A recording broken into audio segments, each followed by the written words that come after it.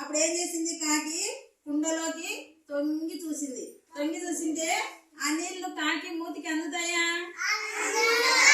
అందకుందంటే అప్పుడు కాకి ఏం చేసింది, పోయి ఇక్కడ కుండ దగ్గర కొన్ని గులకరాళ్ళు ఉన్నాయి. ఆ గులకరాళ్ళు ఏం చేసింది, కాకి ఒక్కొక్క గులకరాయి తీసుకొచ్చి కుండలో వేసింది.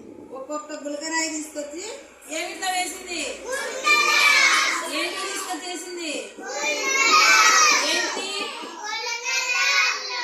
తీసుకొచ్చి వేసింది. అప్పుడు నీళ్ళు ఏం చేసినాయి,